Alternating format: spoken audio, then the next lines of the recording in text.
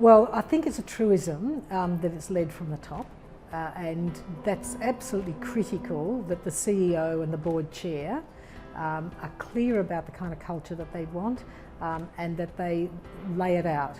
And then I think you want your senior team, if you're a big enough organisation to have a senior team, all of you need to be modelling the kind of behaviours that you expect. It needs to be written into the policies, the programs, the standard operating procedures so that everybody knows what to expect. And I do think that there have to be consequences for not meeting those standards of behaviour, which of course are the expression of culture. So if someone is racist or bullying or adopting behaviours that are antipathetic to what your organisation is on about, call them out. It doesn't have to be the CEO to call them out. A peer, or anyone really, ought to call them out.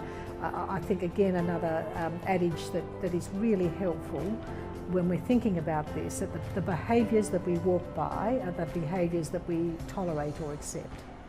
So I think for me that's really critically important. So one of the things that I've been able to reflect on in my recent time at Greening Australia is why I'm there and why I keep giving to the organisation.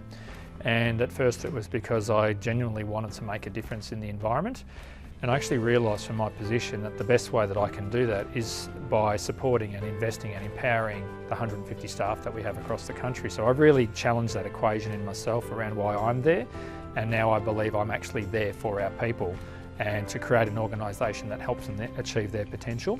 So in terms of culture, it's about, firstly, and I say this to staff all the time, the number one priority is safety and wellbeing, their safety and our wellbeing. The second priority is funding for our projects.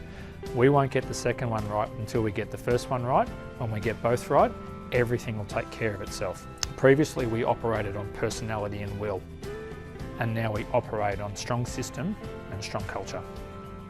Well, culture determines how an organisation functions, and if it functions well, then the culture's good, and if it doesn't if the culture's not good, it won't function well. So if you have a communication strategy, the culture can ruin that. There's a traditional saying, culture eats strategy for breakfast. And it's true, because you can have any strategic plan you want, but if the culture of your organisation is not one of working together as a team, then I think you're in trouble. Start with it's about learning and improvement, so set the culture around that. And one of the things we did with Windana is we had this huge sort of training day.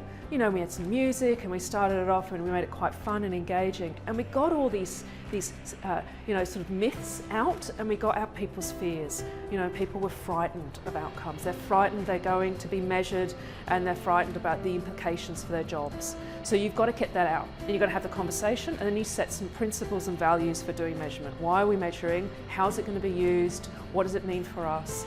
And if you set that learning and improvement culture from the start and ensure that that's what measurement's about, it's not about accountability, it's not about, you know, performance management, it's about how do we ask questions to improve what we're doing. I think it also comes down to the design of the programs, to understand what are their needs.